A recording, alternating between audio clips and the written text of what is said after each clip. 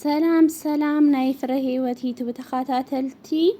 ክቡራንና ክቡራት ከመይ ቀኒኹም ድሓንዲኹም ኣነ ድሓነ እግዚአብሔር ይመስገን ክብሩ ይስፋሕ መዲና ዓለም ጽብቕ ኣለኹ ቤተሰብ ንዝኾንኩም ብጣዕሚ ዘመስግን ክብረት ይሃበለይ ቤተሰብ ዘይኮንኩም ከዓ ሰብስክራይብ ላይክ እንዳገበርኩም ቤተሰብ ኩኑ ክቡራት ኣሕዋቴ ማለት እዩ እና ማይዳ ሒዜ ይዝፈለ ኳንስ ማይዳ ሒዜ ይበሃል ነይሩ ቀደም ማለት እዩ መርዑ ከኣቱ ወይ ከዓ ክፋነው እንተለው ማለት እዩ ክፋነው እንተለው ማይዳ ሒዜ ላ ከኣቱ እንተለው ማለት እዩ ማይዳ ሒዜ ይበሃል ነይሩ እንኩመጽ እንዳጓልካ ዓሰሌሁ ዕሰሌ ኣብ ማይዳ ዕሰሌሁ ዕሰሌ ኣቦኻ መሰሌ ይበሃል ነይሩ ማለት እዩ እና ብጣዕሚ ደስ ዝብል ካብዚ ሁሉ ነገራት ባእስታትን ግጭታትን ናብዚ ንምጻሖም ብጣዕሚ ደስ ይለንን ኣሌክስ ማለት እዩ ኣሌክስ እንኳዕ ደስ በለካ ምስ ሙሉእ ቤተሰብካ ስድራኻ ዕርኽትኻ ፈተውትኻ ኣድነቕትኻ እንኳዕ ደስ በለካ ናብዚ ብርሃን እዚ እንኳዕ ኣብጽሐካ ክብል ይፈቱ ማለት እዩ ምክንያቱ ንምንታይ ይመስልኩም ኣብ ፍቅሪ ብዙሕ ነገር እዩ እንትን ዝብል ማለት እዩ ፍቅሪ ትዕግስት እንድሕር ዘይጌርካ ወይ ከዓ ኣብ ፍቅሪ ምትሕልላይ እንድሕር ዘይሊ ብዙሕ ኣሎ ማለት እዩ ግን ከዓ እቲ ኩሉ ህውከት መንከራ ችግር ሓሊፍካ ከዓ ኣብዚ ክትበጽሕ እንተለኻ ከዓ ብጣዕሚ ደስ ይብል ማለት እዩ ያው ንሱ ያው ንዓናን ትኽክልም ዘይኮነ ነይሩ ይኸውን እቲ ባእሶም ወይ ከዓ ትጽልኦም ትኽክል ዘይኮነ ይኸውን ነይሩ ክኸውንም ይኽእል ትኽክልም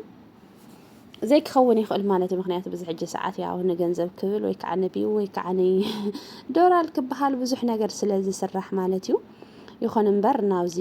ከዓ ንምብጽሕኹም ከዓ ብጣዕሚ ደስ ይለና ማለት እዩ ናይ ወለድኹም ደስታ መርኣይ ብጣዕሚ ደስ በተለይ ናይ ወለዲ ደስታ መርኣይ ብጣዕሚ ደስ ዝብል ብትኽክል ህፃውንቲ ቆልዑ እዮም ገና እዮም ይኹን እምበር ብግሓትካ ዝግስግስካዮን ብግሓትካ እንታይ ዝገበርካዮን እንዳሐጎሰካ ይነብር ይበሃል ማለት እዩ ወይ ኣታዛ ሰበይቲ ሒዛታ ዝኛ ሽጉጥ እስክተፍርሐካ እዋይ ኣተንታ እዩ ማዕቱ በነገራችን ላይ ማለት ኣነ ሽጉጥ በሃል አይፈቱን እዩ ማለት እዩ ሽጉጥ በሃል ከንደ ጭራሹ አይፈቱን ማለት እዩ እና በጃኻትኩም ሽጉጥ ሲ አይተዋዛውዙ ኣብ እንትንሲ ያውዚ መርዓስ ሽጉጥ አይተዋዛውዙ ክብለኩም ይፈቱ ማለት እዩ እና እንኳዕ ደስ በለኩም ክቡራት ኣሕዋቴ ንኹልኩም ፈተውቱ ኣድነቕቱ እንኳዕ ደስ በለኩም ንሕና እውን ናይ መዳም ቀመሞች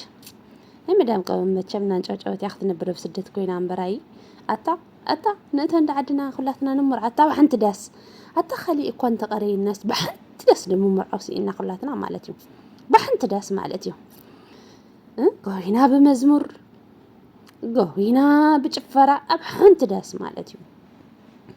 ኣብ ሓንቲ ዳስ ክንምርዖ ኣለና ማለት እዩ እንዳማራዓና ክንነብር ብስደት ኮይንና ንባዕልትና እንከይተመርዓና እዋይ ኣታ ብጣዕሚ እኮ እዩ ዝገርም ንሓበበላስቲ ደቂ መዳመይ ኣበበላስቲ ኣብዚ ኮይንና ንሰብ እንዳፈመስና ወይ ከዓ ናይ ሰብ ቢዶ እንዳረአና ክንነብር በቃ እዚኣ እያ ታናትና ምምርዓው የለን ኣይንምርዖን ኣይንወልድን ዓድና ከይድና እንግዲህ ዘወለድና እግዚአብሔር አምላክ ደቅና በሰላም ይዕበየና ዘይወለድክን ከዓ እግዚአብሔር አምላክ ንዓድኽን መሬትን ኣብቂዩ ናይ ኣብራክን ክፋል ይሃብክን ማለት እዩ ትዛዓበየ ውህብተ እግዚአብሔር ቆልዓ ውህብተ እግዚአብሔር እሞ እግዚአብሔር አምላክ ያው እግዚአብሔር አምላክ ውህብቶ ቆልዓ ውህብተ ናይ እግዚአብሔር እሞ እግዚአብሔር አምላክ ንኩላትና ማለት እዩ ትንፈልጦ ናይ ኣብራክና ክፋል እትንፈትዎ ናይ ኣብራክና ክፋል ቆልዓ ይሃበና ክብለኩም ይፈቱ ክቡራት ኣሕዋቴ ማለት እዩ ምክንያቱ ብስደት ኮይንና ንምንታይ ከም ዘይኮነ ኢልና ክንጭነቕም የብልናን ክቡራት ኣሕዋተይ ብዘይ ኣጋጣሚ ማለት እዩ ኣደና ቅድስቲ ሳራም ብ9 ዓመታ እያ ዝወለደት ማለት እዩ ኣብቲ እግዚአብሔር አምላክ ዝበለው ማዕንቲ ሰዓትን ናይ ኣብራክና ክፋል እግዚአብሔር አምላክ ከበና እዩ ማለት እዩ እግዚአብሔር ኣምላኽ እንታይ የሰኣኖ ናይቲ ደኻምና ናይቲ መንከራና እንግልትዕና ርእዩስ ብቆልዓ ክባረኸና እዩ ክብለክን ይፈቱ ማለት እዩ ብትክክል ማለት እዩ ናይ ኣደና ቅድስቲ ሳራ ተግባር ኣለና ዶ ክትብሉኒ ወይ ከዓ ክትብላኒ ትኽእል ኣኽን እወ ናይ ኣደና ቅድስቲ ሳራ ተግባር የብልናን ብሓቂ ማለት እዩ እዚ ትውልድ እዚ ብተንኮል ብክፍኣት ብዘረኝነት መቸም ብዙሕ ነገር ዝተመልአ ትውልዲ እዩ ማለት እዩ ኣደና ቅድስቲ ሳራ ግን እጅግ ብጣዕሚ ንጽህቲ ከምኡ እውን ኣደና ኤልሳቤጥ ማለት እዩ ናይ መጥምቀ መለኮት ቅዱስ ዮሃንስ ኣዳ ማለት እዩ ኣብ 9 ዓመተን እየን ወሊደን ማለት እዩ ግን ከዓ እግዚአብሔር ኣምላኽ እንድሕር ፈቂድዎ ወይ ከዓ እንድሕር እግዚአብሔር ኣምላኽ እሱ እንድሕር ፈቂድልናሲ ኩሉ ክኸውን እዩ ብመዓንትን ብሰዓቱን ክብለኩም ወይ ከዓ ክብለክን ይፈቱ ማለት እዩ በተለይ ደቂ ኣንስትዮ ኣሕዋተይ ክብለክን ይፈቱ ማለት እዩ ምክንያቱ ኩሉ ፈቃድ እግዚአብሔር እዩ ከም ፈቃድካ ይኹን ኣምላኸይ እንድሕር ኢልናዮ እግዚአብሔር ኣምላኽ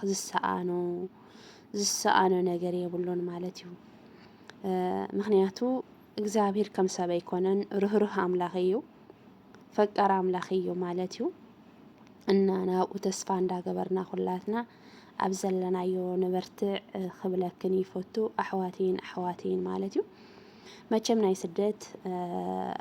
እንታይ እዩ ናይ ስደት እሲ ብፍጹም መጨረሻ የብሉን ማለት እዩ ንሕና እንተተሰደድና ጽባሕ ንግሆ ከዓ ብዛዕባ ኣሕዋትና እንዳተሰደዱ እዮም ዘለዉ ማለት እዩ እና እግዚአብሔር ኣምላኽ ስደትና ይሕጽረልና ማለት እዩ ናብዚዩ ናብ መርዓን ናብ ደርዓን የብፅሐና የብቃዕና ክብለኩም ይፈቱ ማለት እዩ ኣሌክስ ምስ በዓልቲ ገዛኻ